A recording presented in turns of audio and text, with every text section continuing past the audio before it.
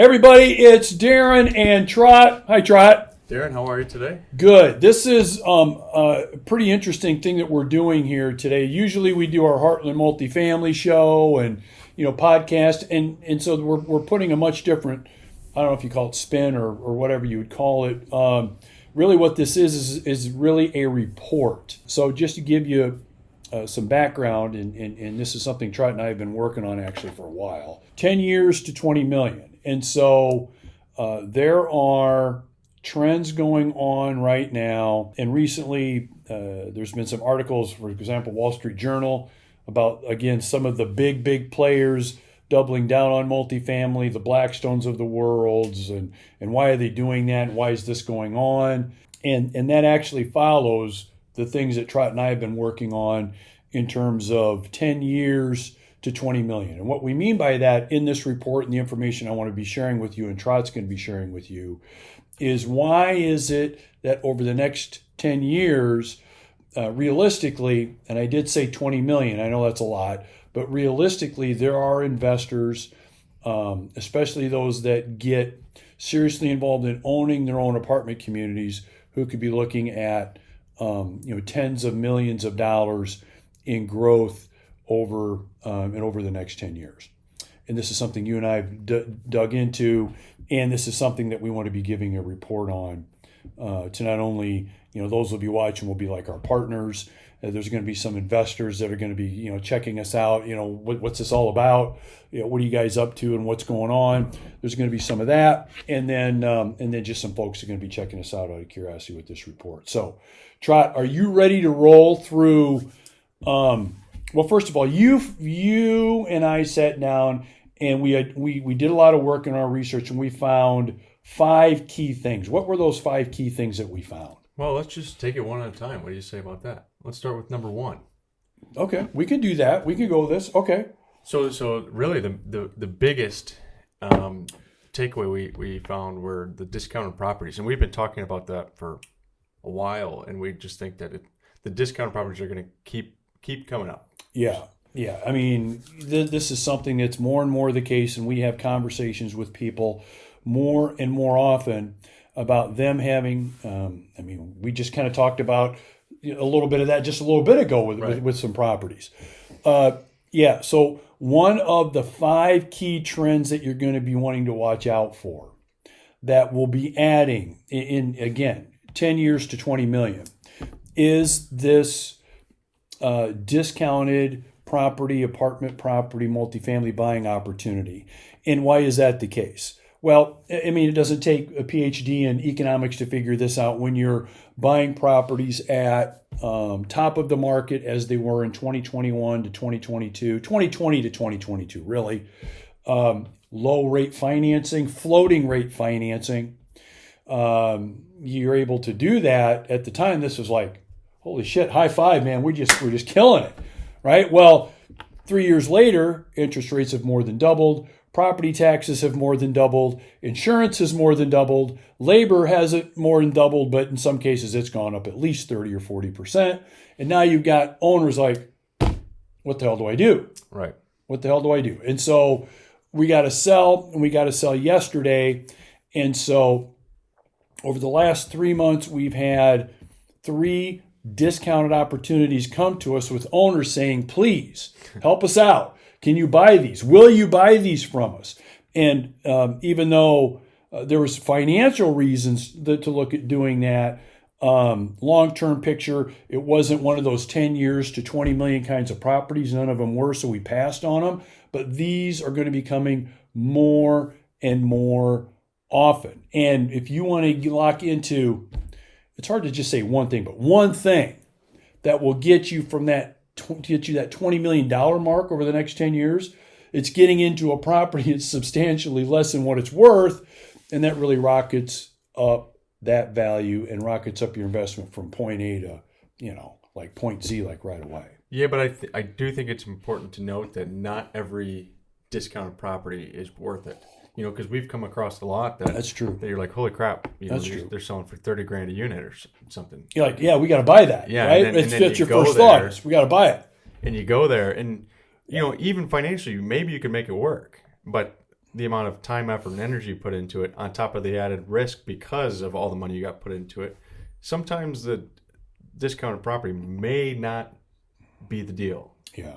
The right deal anyway. Yeah, so it's got to pass a litmus test. Right. It's got to pass a litmus test. It's very, very important to be one of those kind of properties. So yeah, really good point. So that's number one of our 5 key trends is discounted opportunities are going to continue to show up. Talk about what the second trend is. The stuff you already own and putting in the right management and the right systems in place to continually add value to these properties. Yeah. That you already own. Yeah, I mean, that's really something else that we found. And admittedly, this is a little bit about having a head start. And so what we mean by that is if you already own some multifamily, you've already got a head start with this. But here's the key. When you sit down and you talk with a bunch of multifamily investors and you talk about one of the most important things that they have or should have in their arsenal, what a lot of them will tell you is, well, we want to be really good at negotiating. Okay, well, we really want to focus on getting the best deal and negotiating the best price, not only at closing, but with closing costs and those kinds of, so we want to be able to do that. We want to be able to sell for a high price. So we're going to do, so you hear about all the things, but what one thing, which is the most important thing that you better be damn good at doing, do a lot of investors not talk about? The management. The frickin' management. Yeah, if you don't get your management down right, it's not going to be good. But if you get it down right, you've got predictable processes and systems in place that work time and time, day in and day out, your properties will go up in value exponentially. Yeah, because they're multifamily. Yeah, because there's demand. Yeah, because there's discounted property opportunities. But what's the real reason? Because your management and your systems are very, very solid. Solid management and solid systems. So you want to be like hooking your wagon, so to speak, up to that, maybe it's you, but you want to be hooking it up to someone that has those management systems and processes down. And what you'll discover when you do is, again, that 10 years to 20 million, that now starts looking even more and more realistic. Again, it's not something you'd think of right away, but what we've seen with these trends, it's huge, and it's a big reason why that's really the number 2 trend. And it's important because, the good management can save you a hell of a lot of time to focus on growth on other stuff as well. If you're always, if 90% of your time is spent putting out fires because your management sucks, you have no time to actually grow anything else. Mm-hmm. Yeah. And if anybody is watching or listening has had any experience with management, you know exactly what he's talking about.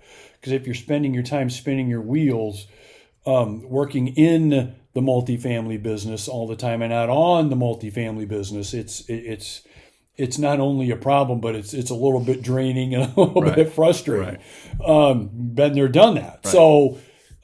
So yeah, really, really good point. So those are 2 trends that we've identified that have been pretty big in terms of getting to that $20 million mark in the next 10 years. Talk about the third trend. What's the third thing that we've seen? And we actually did a podcast, I believe, about this specifically, but it's that more and more and more, and maybe even more people will continue to be renters, and maybe their whole life too. Yeah. And again, we don't need a PhD. You don't need a PhD in economics to see the line of renters continuing to get longer and longer. There's an obvious reason for that, and there's like what I would call a secret reason, but we won't get into it too much. But let's talk about those reasons real quick. Yeah, there's 2 sides, I would say. So the obvious reason, of course, is what you've been told. There is some legitimacy to, prices of housing and the affordability of housing and the median cost of housing, and and a lot of renters don't see themselves as being able to afford their own home or condominium, right, because of the price of housing, and that is true. That is true. But I would tell you that that's actually the smaller percentage of the reason why that's the case. The bigger percentage, and this isn't talked about, but it is the case. And again, because we see this, because we're in this world every single day, and it's simply this. Well, I'll put it to you this way. There's a recent survey done where 80% of renters don't think they're ever going to own their own home, right? That's pretty much what the survey said. And again, part of it's what we just talked about, the affordability, but the major portion of that 80% is because, folks, they're just not capable of being owners, period. They're just not capable. And so what do you mean, Darren, they're not capable? What do you mean? Well, if you dig into the data, this is data talking. This isn't me talking. This isn't Trot talking. This is the data. You dig into it. Many renters have problems, for example, with their credit score. They can't make their obligations, their credit obligation payments on time. So they've got a credit score issue. Many renters have a problem in actually even paying rent on time and being able to do that. Many renters have a problem with maintenance, keeping their apartments, single family homes too, in good condition. Being able to diagnose things, being able to see things and understand things on how to actually live and operate and own their own property. Now, as a renter, you're not going to do things like you're like an owner, of course, but there's just not the mental capability there when it comes to being responsible with your bills, having a good credit score, and being able to function like that. And so the other part of that is jobs. And so when you throw the job piece in there and you find out that a lot of renters, they don't hold a job long term. They get laid off, they get fired. You find out there's really some kind of cloudy job history in there. You find out there's cloudy credit history in there. You find that there's been issues with property management in the past. You throw those things together, it spells a lot of folks just aren't capable of being homeowners. And here's like the last part of it. A lot of people don't want to own their own home. No. They don't want to. Nope. I mean, it's one thing to, on a survey, say, yeah, I don't think I'm ever going to be able to afford to own my own home. Okay, it's because of the affordability part of it. Okay. But what you're not saying is maybe you're not capable, right? And the other thing would also be maybe you don't really want to. Right. Maybe you don't really want to. Anyway, what do you got to add to that? Well, I think the number of people I hear say they don't want to, or it makes more sense to rent because, instead of if your water heater goes out, Mm-hmm. It's your issue. You got to figure it out. You got to make the call. You got to make sure it's fixed. And if a renter's water heater goes out, they just call landlord. They come in, they fix it, done. A lot of people don't want to do the maintenance, and I suppose to them it's worth never owning a home, to avoid the harder times of owning a house, I suppose. I've been hearing that quite a bit lately. Well, and I mean, here's like a really quick story about that. Here's a quick story about that. Okay. Over 50% of our residents don't know how to operate a thermostat when they move into an apartment. Okay, now, again, I'm not making fun, and this isn't, I'm just saying, over 50% of our residents, we have to show them how to operate a thermostat. They don't know how. And so, again, it's that capability factor, which at the end of the day, there's going to be more and more and more people renting. That's our point. Our point is more and more people will rent, will have to rent, and will also want to rent. Right. Okay, so again, you throw that line of residents longer and longer wanting to rent apartments, you're going to have more value, and again, get to that 20 million point that we're talking about here within the next 10 years. Okay, so we've hit three. We've hit three. Let's go ahead and let's hit number 4. Why don't you talk a little bit about number 4? Yeah, this one's interesting, and it's that It's going to be a surprise to a lot of people. We believe that newly constructed units in some markets, whether it be where you are, where we are, somewhere, we think that some of them will fail, whether it be from, bad information or bad agendas or whatever it's caused it. We think some will be failing. Yeah. And here's what you see going on out there. You see markets where And I was just having a conversation with a lender yesterday.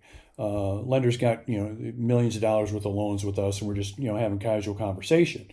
And what we're talking about is the average cost to build a new apartment property, a new apartment unit, nationally is a little bit less than $300,000 a unit. Okay, that's nationally. Of course, some places a little higher, some places a little bit lower, but let's just say on average it's a little bit under $300,000. So, I mean, that's just the same as if you have to buy a $300,000 home and the affordability of that for many people. And so what happens is in a lot of markets, again, and you made a good point, not every market this isn't the case, but in a lot of markets, you have developers coming in there, you've got the city, we need affordable, we need housing, we need more housing, we need more units, more housing units. So these developers come in there, and maybe they get some subsidy and some grant money to do it, but still they're into this thing at $300,000 a unit or more. And then they think they're just going to be able to cover that $300,000 or more cost for these new units by renting them for $3,000, $4,000 plus per unit, for example. And everybody's going to be happy. We've got this new housing. We've got the demand taken care of, only to find a couple of things. Either, number one, there really wasn't the demand that they thought or that they were told from everybody wanting to rent these apartments, or there might be the demand, but people aren't going to pay $4,000 to $5,000 a unit in order to rent these. So how does that benefit us? How does that benefit us, and how does that get us from 10 years to 20 million? Talk about that. So that's the case. We see this time and time again. We talk to bankers, developers, we talk to owners. We see this. How is this a benefit to us? Well, it takes those renters that they are trying to attract to their apartment buildings, and since they're in so deep, they need, like you said, $2,000, $3,000, $4,000, $5,000, basically to break even on their new construction. Yeah, and this is like on a 1-bedroom apartment. Yeah. Okay. And people, again, can't afford it, and so instead of moving into these big, luxurious, awesome apartments, and they are cool, you can't. And they may not be that luxurious, by the way. True. They're just new, right? And when people see the price, they just come right back to us and fill our apartment units. Yeah, and that's really the key. So existing apartment communities with track record, 5, 10, 15, 20 plus year track record, they are going to be key for people to get into and be able to go up to that $20 million mark in terms of value over the next 10 years. It's the existing apartment communities where you're going to see this value, and we'll just call it this jump in value, most significantly is there. And sure, again, this isn't going to be the case in every market. We definitely admit that. I mean, there are places where this is not going to be the case, but in the majority of markets, like especially here in the Heartland of America, it's the existing apartment communities that you're going to see the greatest increase in value over the next 10 years, because again, that feeds the demand. Am I going to rent something for $3,500 a unit, or am I going to rent something with even more square footage, but a little bit older for $1,500 a unit? Let me think about that for a second. With everything, you mean I've got to also pay utilities? I got a car payment. I got health insurance. I want to save, put some money away, like maybe in an IRA. After all of that, I'm going $1,500 a unit.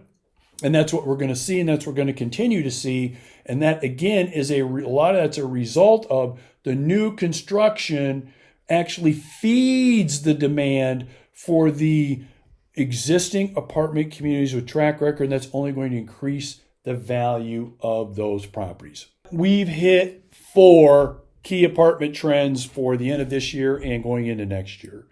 Why don't you talk about number 5? Because number 5 is maybe not on everybody's radar screen. It might be a surprise to some people. Why don't you talk about what number 5 is? Yeah, we believe that real estate is the safest, most insulated place to hide your money. Mm-hmm. And we believe that's really going to increase demand over the next, 10 years to 20 million. Yeah, exactly. And so first of all, what Trot means by hiding I mean, Marty Bird. It's not. Yeah, it's not. We're not talking money laundering, hiding money kind of thing. Here's what we're talking about: hiding money from the bad guys. That's what we're talking about. So interestingly enough, as we're talking with our investors, we're talking with people, more and more we're telling us basically this.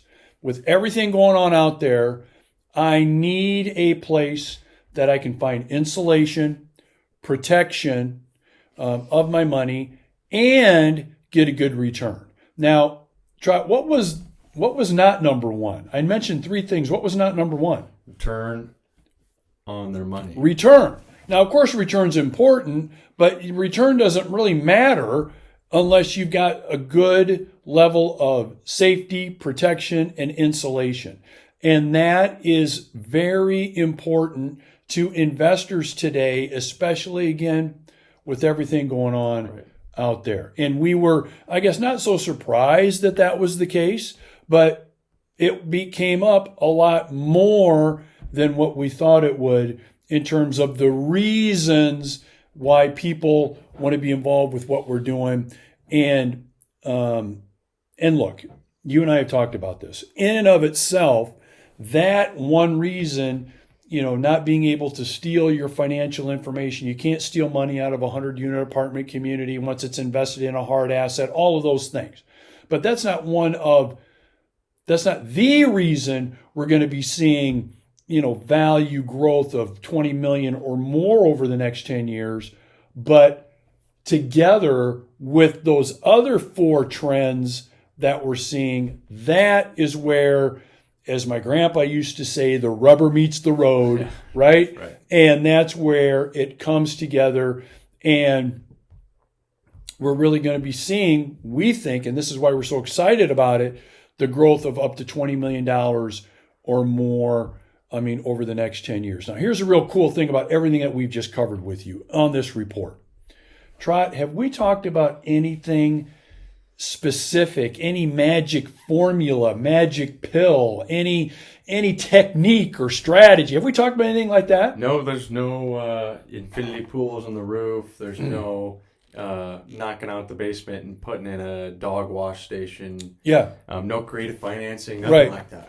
100%. So there's nothing we got to do other than continue to operate what we own the way that we're operating, of course, improve and get better and better at that, and have those properties come to us that we acquire, meeting our litmus tests, and continuing to operate with those 5 key apartment trends in mind. And as long as we do that, and as long as we do a good job of that, we don't have to have dog washing stations or construct a dog park or have the infinity pools or just do this or just do that. We just do what we do, but we continue to just do what we do, but we do it better, a little better each and every day. And that's why we're excited about this, because we've already got a head start on this. And this is cool. We've got the head start. So this is why we wanted to get this 5 key trends report to you in this format. We didn't want it to be a 15-page email, a 40-page white report. We wanted to get this to you in this format to describe to you exactly what we're seeing, the trends that are going on, and how investors can take advantage of this, again, without reinventing the wheel, but getting involved in something that could be as interesting as what we're going to be seeing, and why we're excited about what the next 10 years has to bring. Trot, to close this report, anything else that you think we need to know or we want to add? No, I just think you mentioned it. There's nothing really crazy about these 5 points. I mean, it's something really anybody could do. But they're all 5 really important things as well. And you just need to focus on them, and I really think anybody could do all of them. Yeah, and again, you don't have to be I oversay it, a PhD in economics to figure this out and really align yourself with this kind of ownership and investing to, see those kind of benefits. So Trot, thank you. Appreciate your work on this and your feedback in getting this report put together and getting this 5 key trends in apartments and multifamily this year and into next year out to everybody. So thank you. Thank you for those that have watched and listened. And again, our contact information is here. And so you want to find out more, you want to dig into this a little bit, you're at a point where, yeah, I got to look into this. I need to be involved in at least in getting more information on what you guys are up to and what's going on. Make sure you do that, and we'll get that information right out to you. Right. All right. Thank you. We'll talk to you later. See you, everybody. Bye-bye.